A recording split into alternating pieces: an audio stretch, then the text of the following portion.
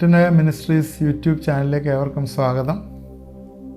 നമ്മൾ കഴിഞ്ഞ ദിവസങ്ങളിൽ ആത്മാവിൻ്റെ വരങ്ങളെക്കുറിച്ച് പഠിച്ചിരുന്നു. ഇത് എന്ന് പറഞ്ഞ ഫെയ്ത്ത് സീരീസിനകത്ത് വിശ്വാസത്തിൽ വളരുക എന്നുള്ളതിനെക്കുറിച്ച് നമ്മൾ ചിന്തിച്ചു വരുന്നതിൻ്റെ ഭാഗമാണ്.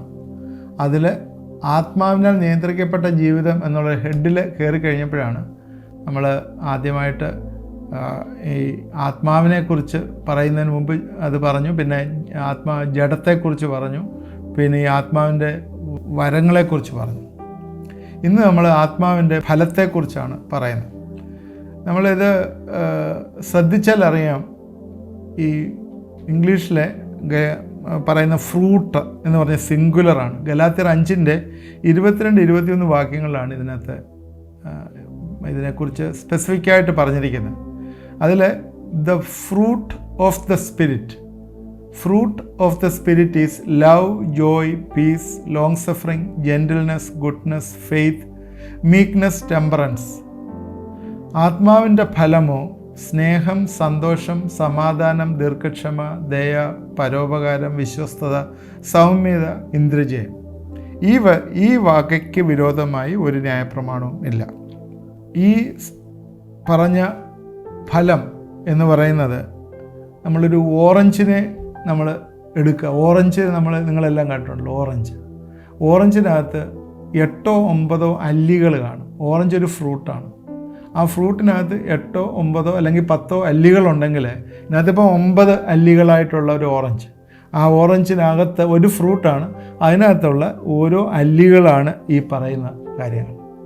അത് ചേർന്ന്, അതുകൊണ്ട് ഫ്രൂട്ട്സ് എന്നല്ല പറയുന്നത്. നമ്മൾ തെറ്റായിട്ട് അറിയാതെ കാരണം ഫ്രൂട്ട്സ് എന്ന് പറഞ്ഞു പോയാൽ അങ്ങനെയല്ല അത് ഉദ്ദേശിക്കുന്നത്. ഫ്രൂട്ടാണ്, ഫ്രൂട്ട് ഓഫ് ദ സ്പിരിറ്റ് ആണ്.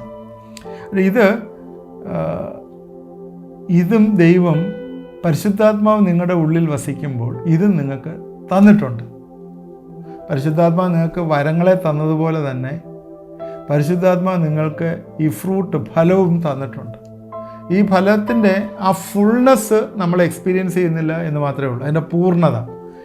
നമുക്ക് സ്നേഹിക്കാനുള്ള കഴിവുണ്ട്, നമുക്ക് സന്തോഷം പ്രകടിപ്പിക്കാനുള്ള കഴിവുണ്ട്, നമുക്ക് സമാധാനം ഉണ്ട്, ദീർഘക്ഷമ ചെയ്യാനുള്ള കഴിവുണ്ട്, ദയ, പരോപകാരം, വിശ്വസ്തത, അതുപോലെ സൗമ്യത, ആ ഇന്ദ്രജയം, സെൽഫ് കൺട്രോൾ, ഇതെല്ലാം നമുക്കുണ്ട്.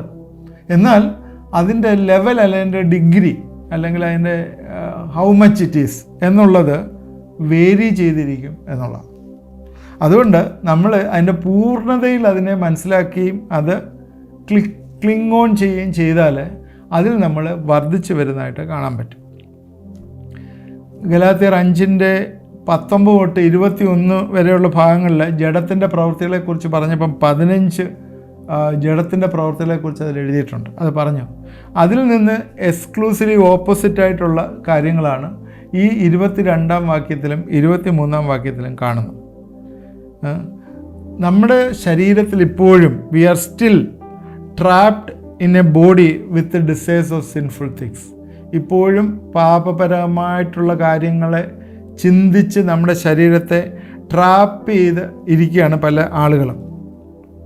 എന്നാൽ ആത്മാവിൻ്റെ ഫലം നമ്മുടെ ശരീരത്തിലേക്ക്, അല്ലെങ്കിൽ പരിശുദ്ധാത്മാവ് നമ്മുടെ ശരീരത്തിലേക്ക് വന്ന്, ഉള്ളിലേക്ക് വന്ന് അതിൻ്റെ ഫുള്ളായിട്ടുള്ള പ്രവർത്തനം നടക്കുമ്പോൾ ഈ സിൻഫുൾ ഡിസയേഴ്സ് എല്ലാം ഓടി ഒളിക്കും. അല്ലെങ്കിൽ പരിശുദ്ധാത്മാവിൻ്റെ ഫ്രൂട്ട് പൂർണ്ണമായിട്ട് നമ്മൾ പ്രവർത്തിക്കുമ്പോൾ, അത് കൂടുതലായിട്ട് നമ്മൾ ഈൽഡ് ചെയ്ത് കൊടുക്കുമ്പോൾ, അല്ലെങ്കിൽ നമ്മൾ അതിനെ പൂർണ്ണമായിട്ട് കൺട്രോൾഡ് ആകുമ്പോൾ എന്താണ്, ഈ സിൻഫുൾ നേച്ചറെല്ലാം നമ്മളിൽ നിന്ന് പോകുന്നതായിട്ട് കാണാൻ പറ്റും. അതുകൊണ്ട് നമ്മൾ ഇതിനു വേണ്ടി നമ്മൾ വാഞ്ചിക്കുകയും നമ്മളിത് കൂടുതലായിട്ട് ഉള്ളിൽ വളരാനായിട്ട് നമ്മളെ തന്നെ ദൈവകരങ്ങൾ വിനയപ്പെടുത്തി കൊടുക്കുകയും ചെയ്യണം. ഏറ്റവും പ്രധാനമായിട്ടുള്ളതും ഏറ്റവും പരമപ്രധാനമായിട്ട് ഫസ്റ്റായിട്ട് തുടങ്ങുന്നത് സ്നേഹമാണ്. സ്നേഹത്തിൽ നിന്ന് ഏറ്റവും ബുദ്ധിമുട്ടുള്ളതായിട്ടുള്ള സെൽഫ് കൺട്രോൾ ഇന്ദ്രിയജയത്തിൽ വന്ന് അവസാനിക്കും. നമ്മൾ ഓരോന്നിനെക്കുറിച്ചും ഡീറ്റെയിൽഡായിട്ട് നമ്മൾ പഠിക്കുന്നുണ്ട്. എന്തൊക്കെയാണ് ഇതിൻ്റെ മീനിങ് എന്നുള്ളത് നമുക്കത് ഒന്ന് എക്സ്പ്ലെയിൻ ചെയ്ത് പോകാം. ഒരുപാട് സമയം എടുക്കത്തില്ലെങ്കിലും ചെറുതായിട്ടൊന്ന് എക്സ്പ്ലെയിൻ ചെയ്ത് പോകാം. സ്നേഹത്തെക്കുറിച്ച് ആണ് ആദ്യം പറയുന്നത്. സ്നേഹം എന്ന് പറയുന്നത് ദാറ്റ് ഈസ് അഗപ്പെ ലവ് ആണ് ഇതിനകത്ത് ഉദ്ദേശിക്കുന്നത്. That is A supreme and perfect love. 1 കൊരിന്ത്യർ 12, 13, 14 അധ്യായങ്ങളെക്കുറിച്ച് കഴിഞ്ഞ ദിവസങ്ങളിൽ നമ്മൾ ഡിസ്കസ് ചെയ്തു. അന്നേരം അതിനകത്തെ 13-ാം അധ്യായത്തിലെ സ്നേഹത്തെക്കുറിച്ച് ഉള്ള വിവരമാണ്. ശ്രേഷ്ഠ വരങ്ങളെ വാഞ്ചിപ്പീൻ എന്നൊക്കെ പറഞ്ഞിട്ട് അവസാനം ഞാൻ നല്ലൊരു മാർഗം പറഞ്ഞു തരാം എന്ന് പറഞ്ഞിട്ട് സ്നേഹത്തെക്കുറിച്ച് പറയുന്ന ഭാഗം 1 കൊരിന്ത്യർ 13-ാം അധ്യായത്തിൽ പറയുന്നു. സ്നേഹമില്ല എങ്കിൽ ഏതുമില്ല എന്നുള്ള രീതിയിലാണ്. നിങ്ങൾക്കെല്ലാ വരവും ഉണ്ടായിട്ടും സ്നേഹമില്ലെങ്കിൽ ഒന്നുമില്ല എന്ന് പറയാം. സ്നേഹം ഇമ്പോർട്ടൻ്റ് ആയിട്ടുള്ളൊരു കാര്യമാണ്. സ്നേഹമാണ് നമ്മുടെ ലൈഫിൽ തന്നെ നമ്മളെ മുമ്പോട്ട് ഡ്രൈവ് ചെയ്യുന്നൊരു ഫോഴ്സ്. സ്നേഹത്തെക്കുറിച്ച് അഗപ്പെ ലവ് കുറിച്ച് പറയുമ്പോൾ അത് നമ്മൾ ശ്രദ്ധിക്കേണ്ടത്, ദൈവം മനുഷ്യനെ സ്നേഹിച്ചു. ആദ്യം നമ്മൾ ചിന്തിക്കേണ്ടത് ദൈവം മനുഷ്യനെ സ്നേഹിച്ചു. മനുഷ്യനെ സ്നേഹിക്കുക എന്ന് പറഞ്ഞാൽ ബൈബിൾ പറയുന്നത് ലോകത്തെ സ്നേഹിച്ചു എന്ന് പറഞ്ഞ ഭാഗമാണ് കിടക്കുന്നത്. ലോകത്തെ സ്നേഹിച്ചു. ലോകം എന്ന് പറഞ്ഞാൽ നമ്മളെ ഒക്കെയും ദൈവം സ്നേഹിച്ചു. അതുപോലെ തന്നെ അതുകൊണ്ട് തന്നെയാണ്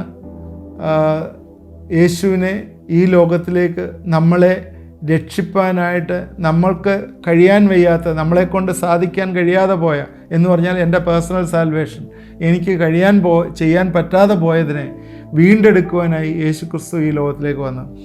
God so loved the world that he send his only begotten sun Jesus so that you may believe in him and have eternal life.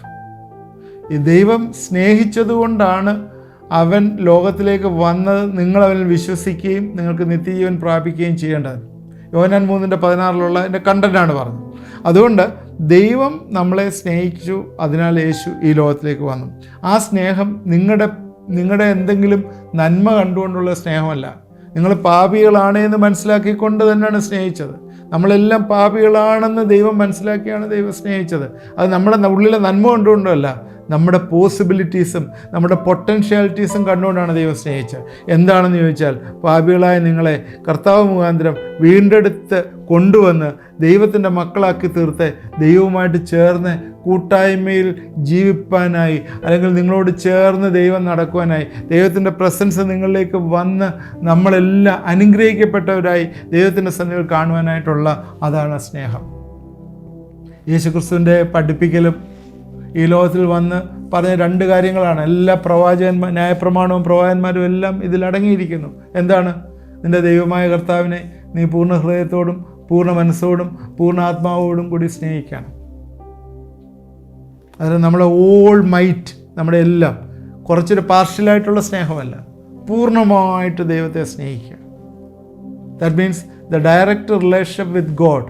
അത് ബ്രോക്കൺ ആയിരിക്കുന്ന റിലേഷൻഷിപ്പ് ദൈവവുമായിട്ട് ആയിത്തീരുന്ന റിലേഷൻ, അതാണ് സ്നേഹം. അത് മാത്രമല്ല, we have to radiate this love to our neighbours. നമ്മുടെ ചുറ്റും ഉള്ള നമ്മുടെ സഹോദരവർഗ്ഗങ്ങളെ നമ്മൾ സ്നേഹിക്കണം. അതാണ് രണ്ടാമത് പറഞ്ഞത്, എൻ്റെ കൂട്ടുകാരനെ നിന്നെ പോലെ സ്നേഹിക്കണം. അതിൻ്റെ സ്നേഹം എന്ന് പറയുന്ന ഏറ്റവും പരമപ്രധാനമായിട്ടുള്ള കാര്യമാണ്.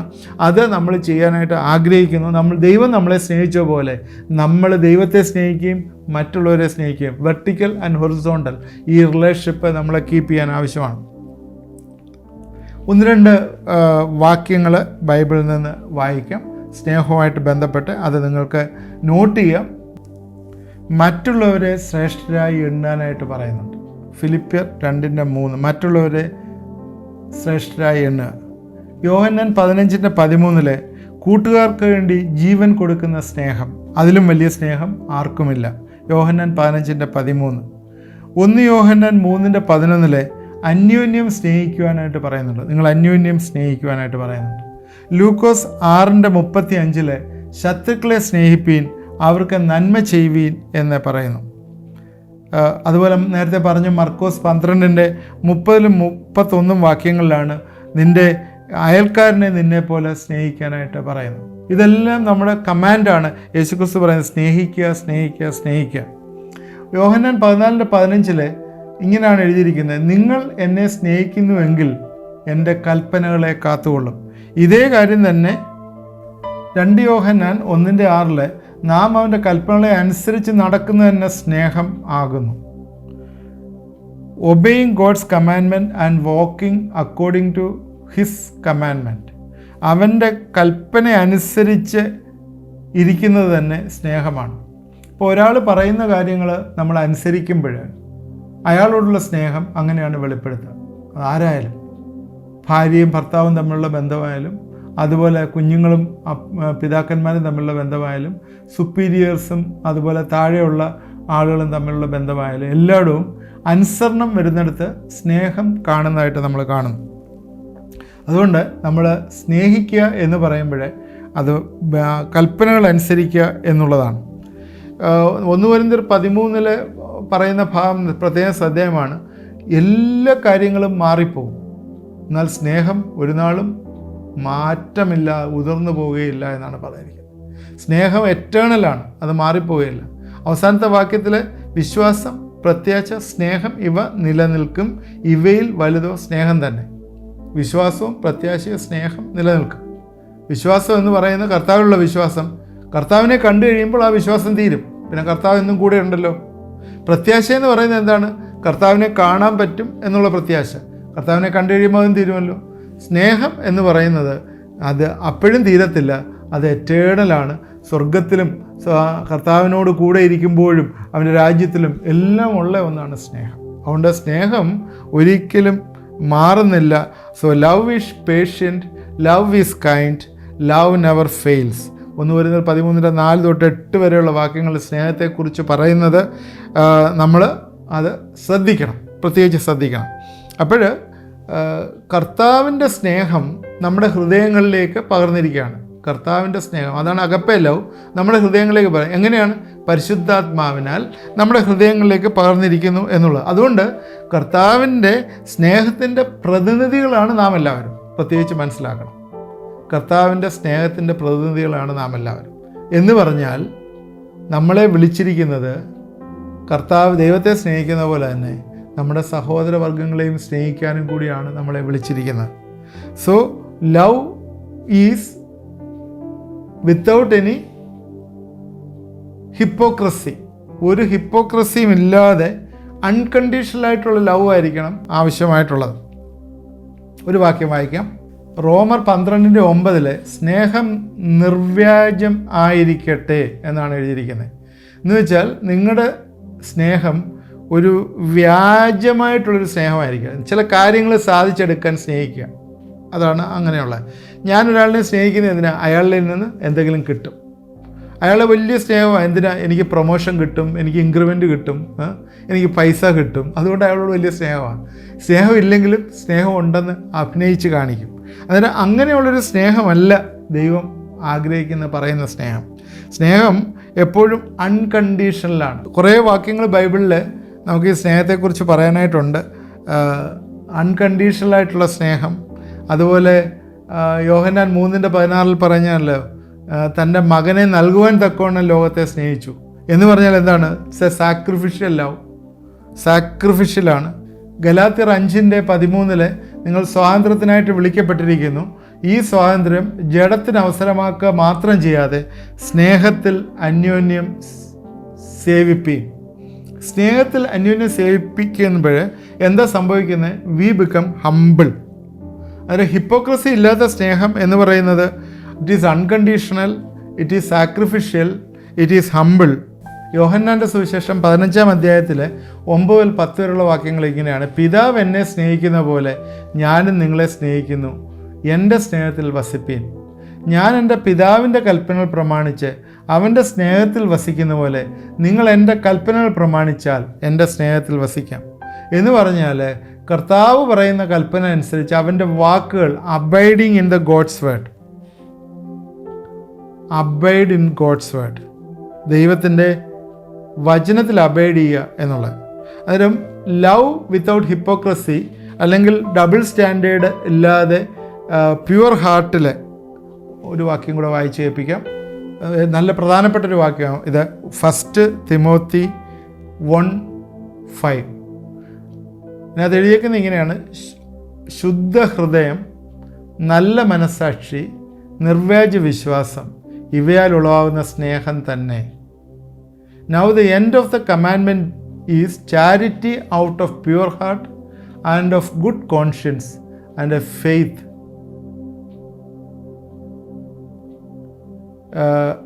ശുദ്ധ ഹൃദയം, നല്ല മനസാക്ഷി, നിർവ്യാജ വിശ്വാസം എന്നിവയാൽ ഉളവാകുന്ന സ്നേഹം. അതുകൊണ്ട് ഡബിൾ സ്റ്റാൻഡേർഡുള്ള സ്നേഹമല്ല. സ്നേഹം എന്ന് പറയുന്നത് അൺകണ്ടീഷണലാണ്, സാക്രിഫിഷ്യലാണ്, ഹമ്പിളാണ്, ദൈവത്തിൻ്റെ വചനത്തിൽ അബൈഡിങ് ഇൻ ഗോഡ്സ് വേർഡ്. ഈ ടൈപ്പിലുള്ള സ്നേഹമാണ് കൂട്ടുകാരന് വേണ്ടി ജീവൻ വെച്ചു കൊടുക്കുന്ന സ്നേഹം. ഇത് സാധാരണ ഒരാൾക്ക് പറ്റത്തില്ല. സാധാരണ സ്നേഹങ്ങളെല്ലാം എന്താണ്?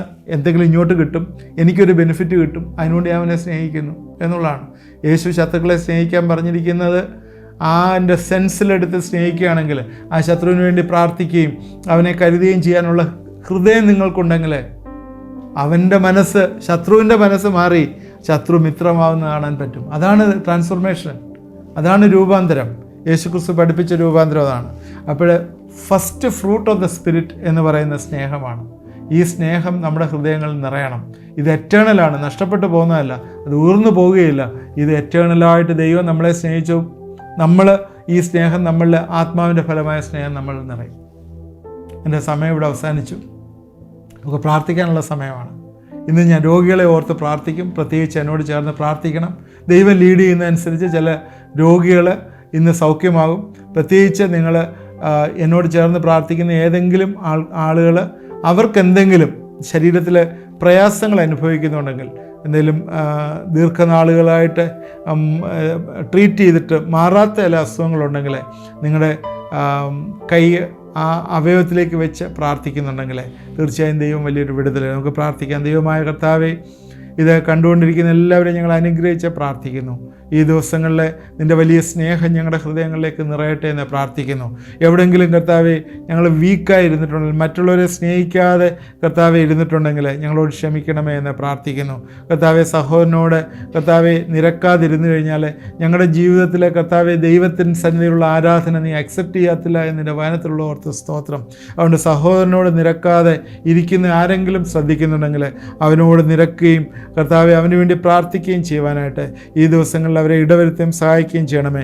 നിർവ്യാജമായിട്ടുള്ള സ്നേഹം നീ തരണമേ എന്ന് പ്രാർത്ഥിക്കുന്നു. ലവ് വിത്ത് പ്യുവർ ഹാർട്ട്, ഹൃദയം കർത്താവെ ആ രീതിയിലുള്ള സ്നേഹം, പ്യുവറായിട്ടുള്ള സ്നേഹം കർത്താവെ തരണമേ. മറ്റുള്ളവരെ സ്നേഹിക്കുവാനായിട്ടുള്ള സുപ്രീം ആൻഡ് പെർഫെക്റ്റ് ലവ് നീ തന്നിരിക്കുന്ന സ്നേഹം, അൺകണ്ടീഷണലായിട്ടുള്ള, സാക്രിഫിഷ്യലായിട്ടുള്ള, ഹമ്പിളായിട്ടുള്ള, ദൈവവചനത്തിലെ അടിസ്ഥാനമായിട്ടുള്ള സ്നേഹം ഞങ്ങളുടെ ഹൃദയങ്ങളിലേക്ക് തരണമേ എന്ന് പ്രാർത്ഥിക്കുന്നു. അതിനുവേണ്ടി ഞങ്ങളെ തന്നെ വിനയപ്പെടുത്തുന്ന കർത്താവെ, രോഗികളെ പ്രത്യേകിച്ച് നിൻ്റെ കരങ്ങളിലേക്ക് സമർപ്പിച്ച് പ്രാർത്ഥിക്കുന്നു. ഈ ദിവസങ്ങളിലെ കർത്താവെ, അവരെ ഏത് രോഗമായാലും അവരെ കൈവച്ചിരിക്കുന്ന ആ അവയവത്തിൽ കർത്താവെ നീ ഒരു മാറ്റം കൊടുക്കണമേ എന്ന് പ്രാർത്ഥിക്കുന്നു. അനേകം നാളുകളായിട്ട് ട്രീറ്റ് ചെയ്തിട്ട് മാറാത്ത അസുഖങ്ങൾ കർത്താവെ അത് മാറുന്നോർത്ത സ്തോത്രം. കർത്താവെ, അത് നിനക്ക് ചെയ്യാനായിട്ട് കഴിവുള്ള ദൈവമാണ്. ഞങ്ങൾ വിളിച്ചപേക്ഷിക്കുന്ന ദൈവം പ്രാർത്ഥന കേൾക്കുകയും ഉത്തരം തരുകയും ചെയ്ത ദൈവമാണ്. എൻ്റെ കരങ്ങളിലേക്ക് അത് ഏൽപ്പിച്ച് പ്രാർത്ഥിക്കുന്നു. എൻ്റെ ശക്തി ഇപ്പോഴും വ്യാപരിക്കട്ടെ എന്ന് പ്രാർത്ഥിക്കുന്നു. പ്രാർത്ഥന കേട്ടോർത്ത് സ്തോത്രം, അനുഗ്രഹിച്ചോർത്ത് സ്തോത്രം. യേശു നാമത്തിൽ തന്നെ ആമേൻ. ഇത് തുടർന്ന് നിങ്ങൾ വാച്ച് ചെയ്യണം. നമ്മൾ ഈ ഫ്രൂട്ട് ഓഫ് ദ സ്പിരിറ്റ് സ്നേഹം മാത്രമേ പറഞ്ഞുള്ളൂ. ബാക്കി ഇനിയും 8 എണ്ണം കൂടെ പറയാനായിട്ടുണ്ട്. ഓരോന്നോരോ നമ്മൾ എക്സ്പ്ലെയിൻ ചെയ്ത് പറയും. ചുരുക്കമായിട്ടാണല്ലോ പറയുന്നത്. ശ്രദ്ധിക്കണം. നോട്ട്സുകൾ എഴുതിയെടുക്കണം. അതുപോലെ നിങ്ങളുടെ കമൻസ് ചാറ്റ് ബോക്സിലിടണം. എല്ലാ ദിവസവും 9 തൊട്ട് 10 വരെ ഇതുണ്ട്. വാച്ച് ചെയ്യണം. നിങ്ങളുടെ ഫ്രണ്ട്സിന് അയച്ചു കൊടുക്കണം. അതിനകത്തുള്ള മൊബൈൽ നമ്പറിൽ നിങ്ങളുടെ പ്രെയർ റിക്വസ്റ്റുകളും അയക്കണം. നമ്മളെല്ലാവരെയും ദൈവം അനുഗ്രഹിക്കുമാറാകട്ടെ.